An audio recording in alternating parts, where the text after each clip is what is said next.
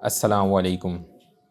الحمدللہ نحمدہ ونستعینہ ونستغفرہ ونؤمن بہ ونتوکل علیہ ونعوذ باللہ من شرور انفسنا ومن سیئات اعمالنا من یہدہ اللہ فلا مضل لہ ومن یضللہ فلا ہادی لہ واشہد ان لا الہ الا اللہ وحدہ لا شریک لہ واشہد ان محمدا عبدہ ورسولہ اما بعد فقد قال اللہ سبحانہ وتعالی فی کلامہ المجید اعوذ باللہ من الشیطان الرجیم بسم اللہ الرحمن الرحیم یا ایہا الذین آمنوا اتقوا اللہ حق تقاتہ ولا تموتن الا وانتم مسلمون وقال النبی صلی اللہ علیہ وسلم اتق اللہ حیثما کنت وَأَتْبِعِ السَّيِّئَةَ الْحَسَنَةَ تَمْحُهَا وَخَالِقِ النَّاسَ بِخُلُقٍ حَسَنٍ آمنت باللہ صدق اللہ العلی العظیم وصدق رسولہ النبی الکریم۔ پچھلے رکوع کا خلاصہ سب سے پہلے دیکھتے ہیں۔ پچھلے رکوع میں سب سے پہلے بات ہوئی تھی اللہ سبحانہ تعالیٰ کے راستے میں اپنی پسندیدہ چیز کو خرچ کرنے کے بارے میں۔ پھر بات ہوئی تھی یہود سے کہا گیا کہ اگر تم سچے ہو تو توریت پر ایمان لاؤ، کیونکہ وہ اس پر بھی ایمان نہیں لاتے تھے۔ اللہ سبحانہ تعالیٰ پر جو لوگ جھوٹ باندھتے ہیں وہی اصل ظالم ہیں، یعنی اصل ظالم جو ہیں وہ سب سے بڑھ کے جو ظالم ہیں وہ ہیں جو اللہ سبحانہ تعالیٰ پر جھوٹ باندھتے ہیں۔ پھر بات ہوئی تھی بیت اللہ کے بارے میں کہ اللہ سبحانہ تعالیٰ کی عبادت کے لیے سب سے پہلا گھر جو بنا وہ بیت اللہ تھا۔ اس کے بعد ادھر ہی کھلی نشانیاں ہیں جیسا کہ مقام ابراہیم۔ پھر یہ بات ہوئی کہ صاحب استطاعت پر بیت اللہ کا حج کرنا فرض ہے۔ پھر اہل کتاب کو کہا گیا کہ تم ایمان لانے والوں کو اللہ سبحانہ تعالیٰ کے رستے سے نہ روکو، اس پر باقاعدہ بات ہوئی۔ پھر بات ہوئی کہ جو شخص اللہ تعالیٰ کے سہارے کو مضبوطی سے تھام لے گا اس کی سیدھی راستے کی طرف رہنمائی اللہ سبحانہ تعالیٰ کی ذمہ داری ہے، وہ کریں گے اس کی سیدھے راستے کی طرف رہنمائی۔ یہ الحمدللہ ہم نے پچھلے رکوع میں ڈسکس کیا تھا۔ آج انشاءاللہ اگلا رکوع شروع کریں گے آیت نمبر 102 سے۔ تو سب سے پہلی آیت اس کا ترجمہ، اے ایمان والو اللہ سبحانہ تعالیٰ کا ویسے ہی خوف رکھو جیسا خوف رکھنا ان کا حق ہے، اور خبردار تمہیں کسی اور حالت میں موت نہ آئے بلکہ اسی حالت میں آئے کہ تم مسلمان ہو۔ اس آیت کے دو حصے۔ پہلا حصہ اللہ تعالیٰ نے کہا کہ ویسا ڈر رکھو اللہ سبحانہ تعالیٰ سے کہ جیسا ڈرنے کا حق ہے، اور پھر دوسری بات یہ کہ ایسے موت آئے کہ تم مسلمان ہو، یعنی اس چیز کا خصوصی اہتمام کیا جائے کہ موت کے وقت انسان مسلمان ہو ضرور، یعنی خاص طور پہ اس کو بتایا، یعنی ابھی دل میں اس چیز کا اطمینان نہیں آ جانا چاہیے کہ میں مسلمان ہوں، مطلب موت کے وقت مسلمان ہونا بھی یہ کام ہے اصل۔ تو انشاءاللہ اس کے اوپر ہم بات کریں گے۔ تو سب سے پہلی بات کیا کہ اے ایمان والوں اللہ سبحانہ تعالیٰ کا ویسے ہی خوف رکھو۔ دیکھیں تقویٰ جو ہے نا، پہلے کی جو دو آیتیں تھیں نا اس میں، یعنی اس رکوع سے پہلے کی جو دو آیتیں تھیں اس میں کیا تنبیہ کی گئی تھی کہ اہل کتاب اور دوسرے لوگ جو تمہیں گمراہی میں مبتلا کرنا چاہتے ہیں ان کی گمراہی سے باخبر رہ کر بچنے کا اہتمام کرنا۔ ان دو آیتوں میں مسلمانوں کو اجتماعی قوت کو مضبوط اور ناقابل تسخیر بنانے کے اہم اصول بتلائے گئے ہیں۔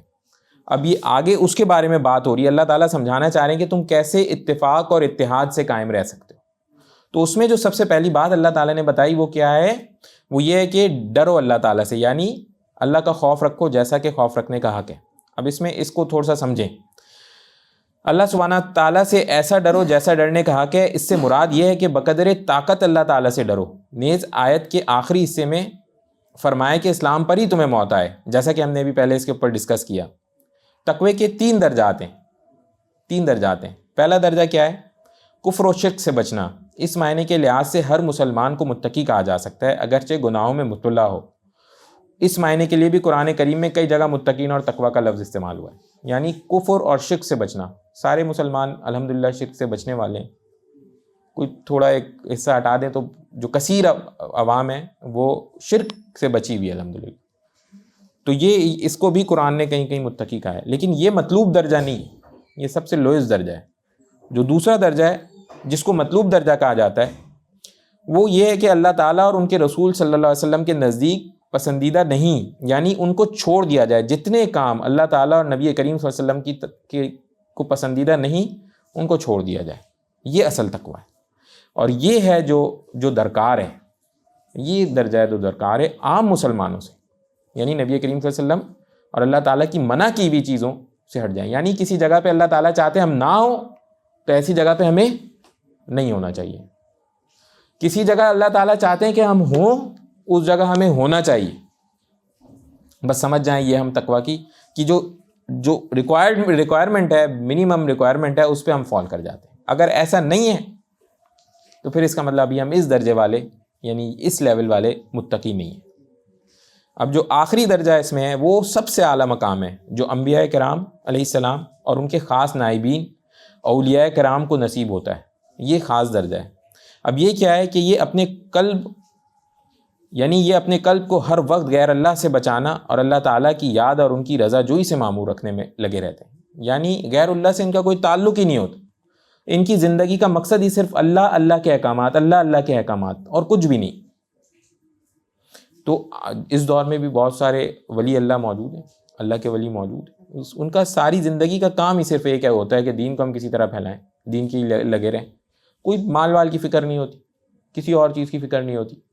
تو کوئی تبلیغ میں لگا ہوا ہے، کوئی ابھی بھی کچھ لوگ جہاد میں لگے ہوئے ہیں، کوئی کسی طرح سے، اور ان کا صرف ایک مقصد ہے اللہ کا حکم ہے تو بس ہم کرتے ہیں. یہ ولی اللہ جو اللہ کے ولی ہیں، ظاہری بات ہے جو فرائض ہیں ان کو پورا کرتے ہوئے کرتے ہیں. ایسا نہیں ہے کہ بالکل ہی فرائض سے غافل ہو کر کے یہ ساری چیزیں کی جائیں. چنانچہ ایک روایت میں آتا ہے حضرت عبداللہ بن مسعود رضی اللہ عنہ اور حسن بصری رحمہ اللہ نے اسی کی تفسیر یہ فرمائی ہے جو خود رسول اللہ صلی اللہ علیہ وسلم سے منقول ہے. حق تقویٰ یہ ہے کہ اللہ تعالیٰ کی اطاعت ہر کام میں کی جائے، کوئی کام اطاعت کے خلاف نہ ہو، اور ان کو ہمیشہ یاد رکھیں اور ان کا شکر ہمیشہ ادا کریں. یعنی ایک تو اللہ تعالیٰ کی ہر بات کو مانیں اور کوئی اس کی خلاف ورزی کسی صورت نہ ہو، یہ اللہ تعالیٰ کا تقویٰ کا حق ہے. اور ساتھ میں کہا کہ ان کو ہر وقت یاد رکھیں، اللہ تعالیٰ کو ہر وقت یاد رکھیں. ایسا نہ ہو کہ کوئی وقت گزر جائے کہ اللہ تعالیٰ ہمیں یاد ہی نہیں تھے. اور دوسرا، ان کی دی گئی ہوئی چیزوں کے اوپر ہم شکر کریں اور کبھی ناشکری نہ کریں. تو یہ اصل تقویٰ کا حق ہے.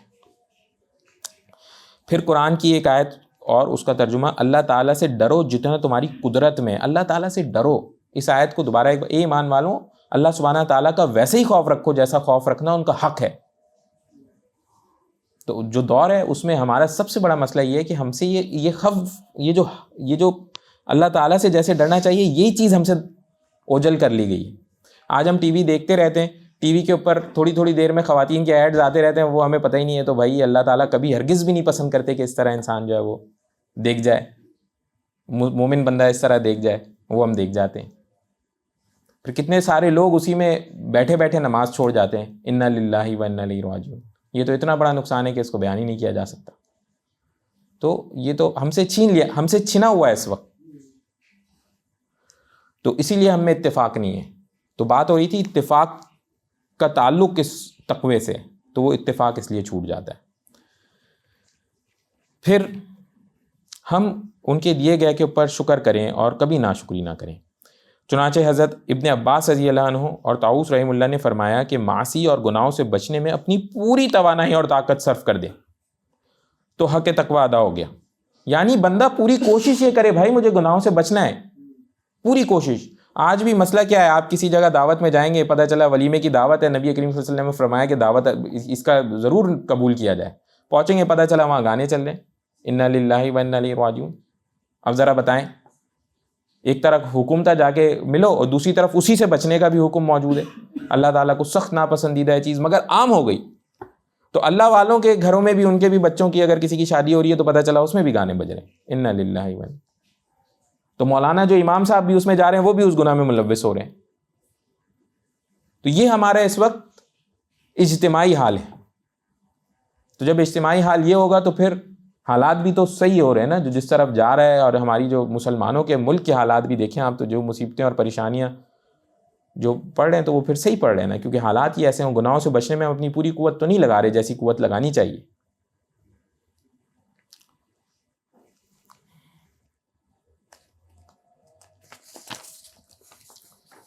چنانچہ تقویٰ بہت ہی اہم ہے. اللہ تعالیٰ سے ڈرنا، اللہ تعالیٰ کو حاضر و ناظر جاننا ہے، بہت ہی اہم ہے، بہت ہی اہم ہے.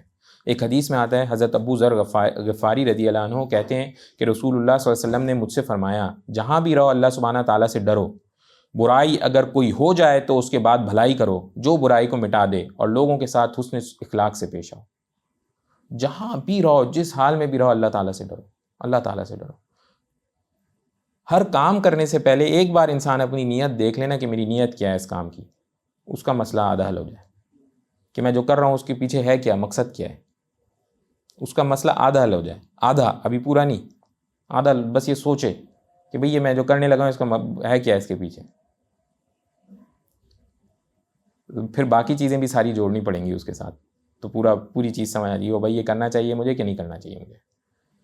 چنانچہ اس کے بعد ایک حدیث میں اور آتا ہے، حضرت ابو ہریرہ رضی اللہ عنہ نے بیان کیا ہے کہ ایک مرتبہ پوچھا گیا، یا رسول اللہ صلی اللہ علیہ وسلم لوگوں میں سب سے معزز شخص کون ہے؟ آپ صلی اللہ علیہ وسلم نے فرمایا کہ جو سب سے زیادہ پرہیزگار ہے۔ اور یقین مانیں میں آپ کو بالکل سچ بات بتا رہا ہوں، عرش پر جب حضرت آدم علیہ السلام کو سجدے کا حکم نہیں ہوا تھا، سب سے بڑا عابد کون تھا؟ کون تھا؟ شیطان تھا، یعنی سب سے بڑا عبادت گزار تھا۔ تو عبادت جو ہے وہ معیار اللہ تعالیٰ کے نزدیک نہیں ہے، اس کے لیے اللہ تعالیٰ کے فرشتے بھرے ہوئے ہیں، اللہ تعالیٰ کو ہماری عبادت کی ضرورت نہیں ہے۔ اصل چیز تو وہ اللہ کا خوف ہے جو اللہ تعالیٰ کی نافرمانی سے روکے۔ آدم کو سجدے کا حکم آدم نے دیا تھا، سارے فرشتوں کو سجدے کا حکم آدم نے دیا تھا کیا؟ نہیں، کس کا حکم تھا؟ اللہ کا حکم تھا۔ بات تو یہ ہو ہی نہیں رہی تھی کہ آدم مٹی کا ہے تو پانی کا ہے تو کس کا ہے، بات تو یہ ہو رہی تھی اللہ تعالیٰ نے کہا تھا سر جھکا دو، تو بتاؤ بھائی تم نے سر جھکایا کہ نہیں؟ نہیں جھکایا، تو اس کو آدم کا مسئلہ تو ختم، پکچر سے آؤٹ ہے۔ اصل مسئلہ یہ کہ اللہ تعالیٰ کی بات نہیں مانی، تو بس اس کی سزا یہ ہے کہ دیکھیں وہ اس وقت سے لے کر قیامت تک کے لیے رسوا ہے، ذلیل و خوار ہے، تو اس کے بعد بھی جہنم میں ہی ڈالا جائے گا۔ تو یہ صورتحال ہے، اس لیے جو سب سے زیادہ معزز ہے وہ تقوی اختیار کرنے والا ہے، اللہ تعالیٰ کا ڈر دل میں رکھنے والا ہے۔ چنانچہ ایک اور حدیث میں آتا ہے، حضرت سعد بن ابی وقاص رضی اللہ عنہ سے روایت ہے کہ نبی کریم صلی اللہ علیہ وسلم نے فرمایا، اللہ تعالیٰ اپنے اس بندے سے محبت رکھتے ہیں جو متقی ہو جو بندہ، اللہ تعالیٰ اس سے محبت رکھتے ہیں جو بندہ اللہ تعالیٰ سے ڈرنے والا ہو۔ یہ نہیں کہا کہ جو 5 وقت نمازیں پڑھ رہا ہے، تہجد کر رہا ہے تو حج و عمرے لگائے ہوئے ہیں اس نے، یہ نہیں ہے بھائی۔ ہو سکتا ہے کہ وہ بڑی مشکل سے فرض پڑھتا اور بھاگتا ہو، لیکن اللہ سے ڈرنے والا ایسا ہے کہ اللہ تعالیٰ اس سے محبت کرتے ہیں۔ جو بندہ لگا ہوا اللہ اللہ اللہ اللہ ذکر میں لگا ہوا ہے لیکن متقی پرہیزگار نہیں ہے، یہ نہیں ہے بھائی اس لسٹ میں، یہ نہیں ہے۔ پھر اس کے بعد کیا کہا؟ پہلی چیز تو یہ کہ وہ بندہ جو متقی ہو، دوسرا جو مستغنی ہو، یعنی اپنی حاجت میں دوسروں سے بے پرواہ ہو، اللہ تعالیٰ کی طرف اتنا رجوع ہو کہ بھائی میری چیز اللہ تعالیٰ پوری کریں گے، میری چیز اللہ تعالیٰ پوری کریں گے۔ اور آخری بات کیا؟ گوشہ نشین ہو، اتنا زیادہ اس کو شوق نہیں ہو لوگوں کے آگے، ہاں بھائی لوگ کچھ کہیں میرے بارے میں کوئی بات ہو، یہ سارا چکر نہیں ہے۔ تو یہ ایسے 3 بندوں سے اللہ تعالیٰ محبت کرتے ہیں، ایسے 3 بندوں سے اللہ تعالیٰ محبت کرتے ہیں۔ حضرت انس رضی اللہ عنہ کا قول ہے، ایک روایت میں آیا ہے کہ بندہ اس وقت تک حق کے تقوی ادا نہیں کر سکتا جب تک اپنی زبان کی نگہداشت نہ کرے۔ سب سے پہلے اپنی زبان کو اگر نہ بچائے نا تو حق تقوی ادا نہیں کر سکتا۔ برائیوں سے، برے کلام سے اپنی زبان کو اگر نہ بچائے حق تقوی ادا نہیں کر سکتا۔ پھر مجاہد اور حضرت انس رضی اللہ عنہ نے وہ راستہ بتایا کہ جو کمالات ولایت کو پہنچاتا ہے، یعنی یہ بھی میں بتا دوں، اب یہ وہ راستہ وہ بتاتے ہیں کہ ولایت کے درجے تک پہنچا دیتا ہے۔ یہ عام ہے، کوئی بھی ہم تھوڑی سی محنت کریں، جستجو کریں، ہم جا سکتے ہیں اس تک۔ کیا ہے؟ کم کھانا، پہلی بات کم کھانا۔ آج ہمارے یہاں تو آپ جائیں نا ذرا دیکھیں، کھانا ایسا کھایا جاتا ہے کہ نہ پوچھیں، وہ 4 بندوں کا کھانا 1 بندہ کھاتا ہے۔ خاص طور پہ کوئی دعوت اور یہ اس طرح کا محفل، ان کو پتہ ہے جی آج تو کوئی ہے ہی نہیں حساب کتاب، آج کے دن کا پیٹ اور ہے، عام دن کا پیٹ اور ہے۔ انا للہ و انا الیہ راجعون۔ پھر کم کھانا، کم سونا، نیندیں بھی ہماری ایسی ہیں تو پتہ چلا سوئی چلے گئے، کم سونا۔ پھر ہمیشہ ذکر کرنا، اللہ تعالیٰ کو ہمیشہ یاد رکھنا ہے، ولایت کے درجے تک پہنچاتا ہے ذکر کرنا، اس کی بڑی محفلیں اور مجالس بھی ہوتی ہیں۔ پھر اس کے بعد زبان کو لغو باتوں سے روکنا، بیکار باتوں سے جو رک گیا اس دور میں وہ کامیاب ہو گیا۔ بیکار باتوں سے، غیر ضروری کام، غیر ضروری باتیں چھوڑ دیں بھائی، یہ دیکھیں ابھی تک یہاں کہیں ذکر ہی نہیں ہو رہا کہ کوئی اور روزے اور حج اور وہ روزے حج وج پھر روزے اور باقی چیزیں وہ اتنی آسان ہو جاتی ہیں کہ کوئی انتہا ہی نہیں ہے، کیونکہ یہ مشکل ترین والے کام اوپر آ جاتے ہیں۔ عوام سے اختلاط کم رکھنا، آپ سن کے حیران ہوں گے، عوام الناس سے دور رہنے والا بندہ، یہ نہیں کہ بھائی وہ ادھر بھی پہنچا ہوا ہے تو پھر ادھر بھی پہنچا ہوا ہے، ادھر بھی پہنچا ہوا ہے، ساری زندگی محنت دوڑ دھوپ ہی یہی لگی ہوئی ہے کہ میں ذرا اس سے مل کے آؤں، سلام بھائی ٹھیک ہو، کیا نہیں، کیا حال چال ہے، سب خیر و عافیت ہے، اس کو بھی ایک سلام کہا بھائی۔ وہ آج کل دور اب یہ آ گیا ہے، وہ پتہ چلا عمرہ کرنے گئے مسجد نبوی میں بیٹھے ہیں، ادھر سے تمام جاننے والوں کو ایک ایک کر کے، ہاں بھائی میں مسجد نبوی میں بیٹھا ہوں، کیا حال چال ہے، آپ یاد آ رہے ہیں مجھے، آپ کے لیے خصوصی دعا کر رہا ہوں۔ ارے اللہ کے بندے، مسجد نبوی میں جا کے تو بس اللہ کو یاد کرتے تھے نا، چلو وہاں سے باہر نکل کے کر لیتے، تھوڑی دیر دور بیٹھ کے کر لیتے، نہیں۔ تو مقصد ہمارا کیا ہے کہ لوگوں میں ایک بات، اور آخری چیز کیا کہتے ہیں کہ اللہ تعالیٰ کے حقوق کے معاملے میں لوگوں کی پرواہ نہ کرنا کمال ولایت تک پہنچا دیتا ہے۔ اللہ تعالیٰ کا معاملہ آ جائے، اب چاہے کوئی بندہ کچھ کہتا رہے، بس وہ بجا کے لے آؤ، تو یہ بندہ کمال ولایت کے درجے پہ پہنچ جاتا ہے، کمال ولایت۔ چنانچہ اب اگلی آیت کی طرف جائیں گے، اور اللہ سبحانہ تعالیٰ کی رسی کو سب مل کر مضبوطی سے تھامے رکھو اور آپس میں پھوٹ نہ ڈالو، اور اللہ سبحانہ تعالیٰ نے تم پر جو انعام کیا ہے اسے یاد رکھو کہ ایک وقت تھا جب تم ایک دوسرے کے دشمن تھے، پھر اللہ سبحانہ تعالیٰ نے تمہارے دلوں کو جوڑ دیا اور تم اللہ سبحانہ تعالیٰ کے فضل سے بھائی بھائی بن گئے، اور تم آگ کے گڑھے کے کنارے پر تھے، اللہ سبحانہ تعالیٰ نے تمہیں اس سے نجات عطا فرمائی۔ اس طرح اللہ سبحانہ تعالیٰ تمہارے لیے اپنی نشانیوں کو کھول کھول کر واضح کرتے ہیں تاکہ تم رائے راست پر آ جاؤ۔ پہلی بات تو یہ یہاں کے اوپر بات ہوئی اللہ سبحانہ تعالیٰ کی رسی کو مضبوطی سے تھام کر رکھو، اس پہ ہم انشاءاللہ بھی دوبارہ بات کرتے ہیں۔ پھر بات ہوئی آپس میں پھوٹ نہ ڈالو، اس پہ بھی بات کرتے ہیں۔ بات یہ ہو رہی ہے کہ تم آپس میں دشمن تھے، یعنی اسلام لانے سے پہلے یہ سارے آپس میں دشمن تھے، تو دیگر قبائل آپس میں ہر وقت 100 سال سے، کوئی کتنے 100 سال سے آپس میں لڑ رہے تھے، تو نبی کریم صلی اللہ علیہ وسلم کی برکت سے اور اسلام کی برکت سے یہ سارے کے سارے آپس میں ایسے ہو گئے، ایسے دوست ہو گئے، ایسے آپس میں ان کے اندر محبت قائم ہو گئی کہ اللہ تعالیٰ نے قرآن میں ایک اور موقع پہ کہا کہ اگر تم ان کو سونے کے پہاڑ بھی دے دیتے تو ایسی محبت قائم نہیں ہوتی جیسی اسلام لانے کی وجہ سے اور مومنین بننے کی وجہ سے ان کے بیچ میں قائم ہو گئی۔ سبحان اللہ۔ لیکن وہ کچھ اصول و ضوابط ہیں، آج کا مسلمان اس پہ کہیں سے پورا نہیں اترتا۔ تو اللہ کا ڈر، اللہ کا خوف جو کئی ساری برائیوں سے بچا لیتا ہے، وہ اس کا جو ہے نا، سمجھ لیں آپ پہلا اسٹیپ۔ دوسرا اسٹیپ اللہ تعالیٰ نے اس آیت میں بتایا ہے، وہ کیا؟ اللہ کی رسی کو مضبوطی سے تھامے رکھو۔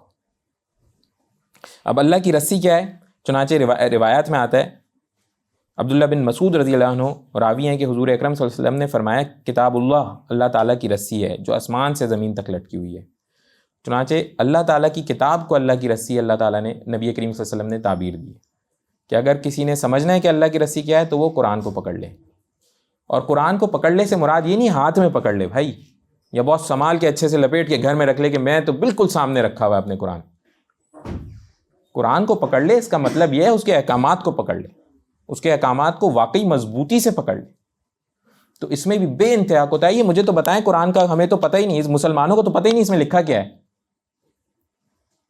سورہ فاتحہ کا ترجمہ نہیں سمجھ آتا ہوگا کئیوں کو، تو کیسے کام چلے گا بھائی؟ وہ کون سی، پھر وہ کہتے ہیں کہ جی مسلمان تو بڑے یہ ہو رہے ہیں اور وہ ہو رہے ہیں اور وہ ہو رہے ہیں، تو ظاہری بات ہے تو کر کیا رہے ہیں؟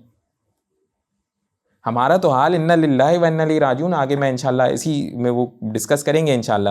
چنانچہ ایک اور آیت میں آتا ہے سورہ انعام آیت نمبر 153، اور یہ پیغمبر صلی اللہ علیہ وسلم ان سے یہ بھی کہہ دیجئے کہ یہ میرا سیدھا راستہ ہے، لہٰذا اس کے پیچھے چلو اور دوسرے راستوں کے پیچھے نہ پڑو، ورنہ تمہیں اللہ تعالیٰ کے راستے سے الگ کر دیں گے۔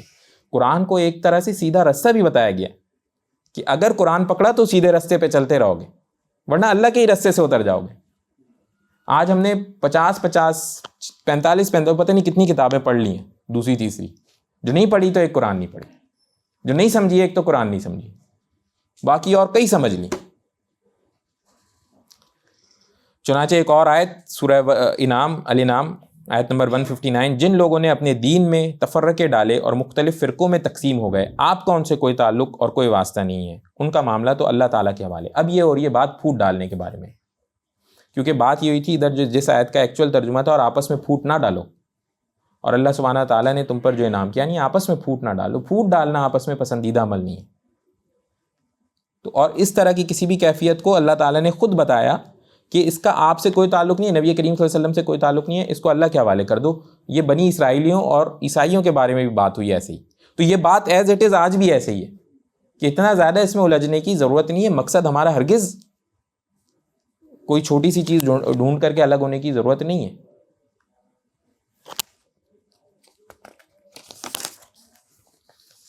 نبی کریم صلی اللہ علیہ وسلم نے ارشاد فرمایا کہ اللہ تعالیٰ نے تمہارے لیے 3 چیزوں کو پسند فرمایا اور 3 چیزوں کو ناپسند کیا ہے۔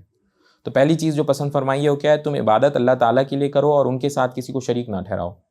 شکر ہے الحمدللہ، عبادت تو چلیں وہ تھوڑا کم ہے معمول، عمومی، شرک کا والا نہیں ہے معمول۔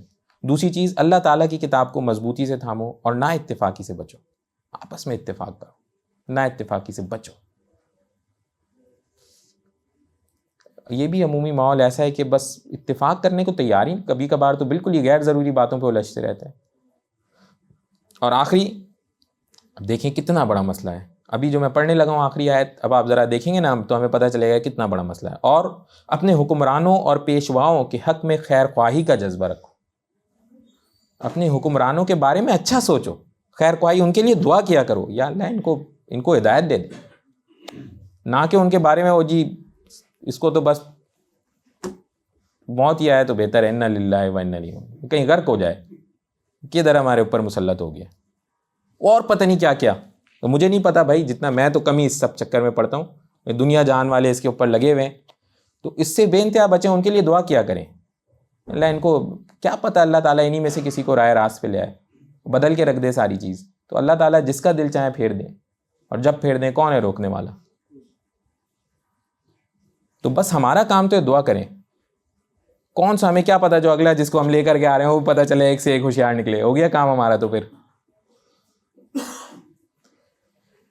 چنانچہ جو 3 چیزیں ناپسند ہیں وہ کیا ہے؟ بلا ضرورت گفتگو اور بحث کرنا۔ اب آج دیکھیں آپ، میرا تو سمجھ ہی نہیں آتا، وقت ہی سارا انسان بلا ضرورت گفتگو بحث، وہ بھی پتہ نہیں کوئی کیس ویس چل رہے ہیں، پتہ نہیں کتنے کیس چلے جا رہے ہیں بلا ضرور، پتہ نہیں کیا ہو رہا ہے بھائی، ادھر ملک قابو میں نہیں آ کے دے رہا، ادھر کیس ہی نہیں ختم ہو رہے، ساری دنیا ہماری کیسوں میں لگی ہوئی ہے کہ آج یہ، آج کل اس کی باری ہے، پرسوں اس کی باری ہے، ترسوں اس کی باری ہے۔ ایک بڑی عوام، ایک بڑا ہمارا وہ طبقہ جس نے ملک کے لیے کچھ کرنا ہے، ان ساروں کا مقصد اس وقت ہے کہ ابھی کیس میں کیا ہونے والا ہے، ادھر آگ لگی ہوئی ہے، یہ آگ اللہ کے حوالے، ادھر ذرا ہم یہ سب سنبھالیں، نہیں انشاءاللہ یہ اللہ کے حوالے، اور یہ اللہ تعالیٰ ہی سنبھالیں گے، ہم اپنے حالات بہتر کریں، ہم جو عام لوگ بیٹھے ہیں اپنے حالات بہتر کریں۔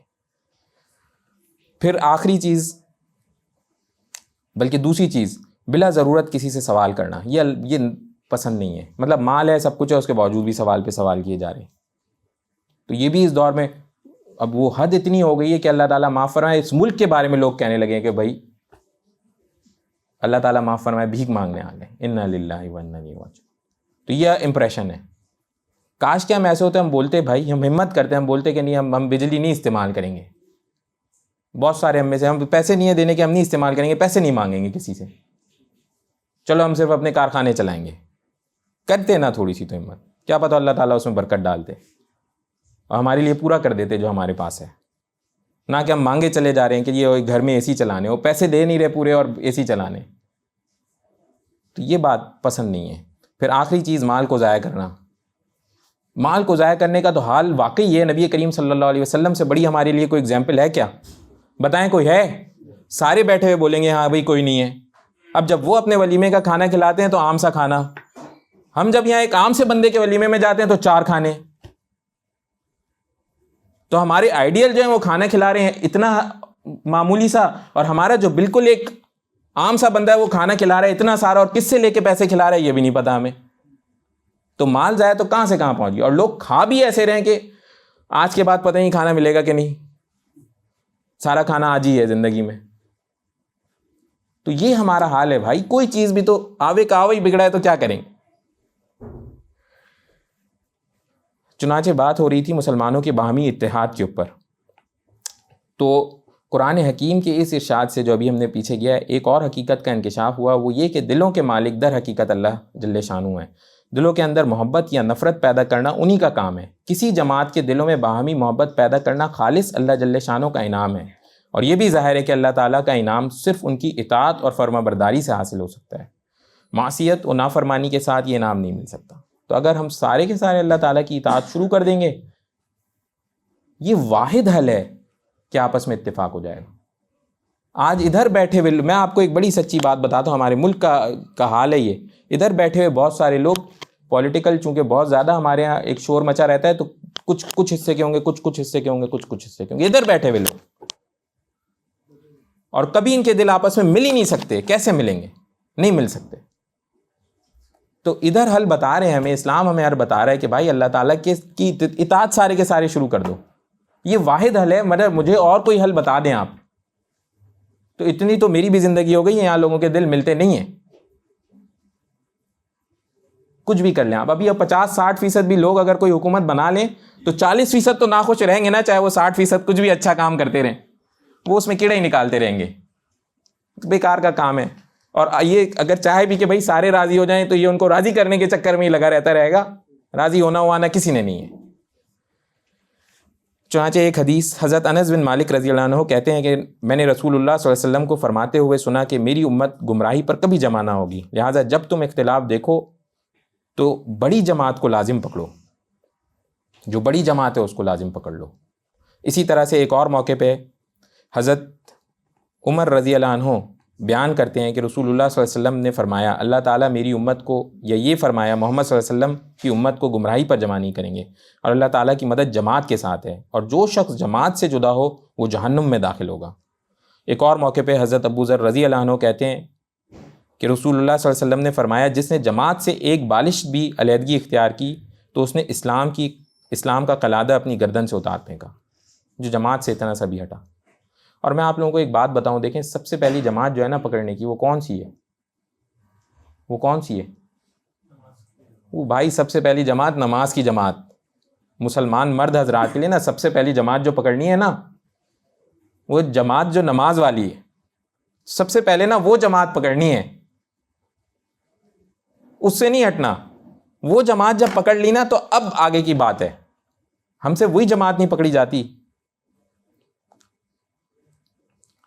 جمعے کے دن کی نماز کم سے کم درجے میں 7 گنا زیادہ ہے نا عام دنوں کی نماز سے، تو اس دن کی جماعت اگر چھوٹ رہی ہو تو پھر کیسے کام چلے گا؟ اس دن کی 5 نمازوں میں سے بھی کوئی سی بھی ایک بھی چھوٹ جائے تو کیسے کام چلے گا؟ گنتی کی یہ کہانی تھی وہ، بھئی پوری اس کی باقاعدہ پلاننگ کیا کریں کہ میں اس وقت یہاں آؤں گا، اس وقت سے اس وقت یہاں آؤں گا تو اتنے بجے والی جماعت اس جگہ پڑھ لوں گا، پھر اتنے بجے یہاں آؤں گا تو وہ والی جماعت میں یہاں پڑھ لوں گا۔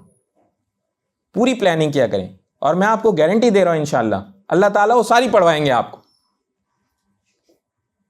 اور اگر آپ نے پلاننگ نہیں کی، آپ نے سوچا نہیں ایسے کہ مجھے ساری جماعتیں چاہیے، میں گارنٹی دے رہا ہوں آپ کوئی نہیں ملتی، پھر کچھ بھی نہیں ملنا ملانا، تو ویسے ہی ادھر ادھر پتہ چلا آدھی کوئی ایک آدھ قضا ہی ہو گئی اس چکر میں۔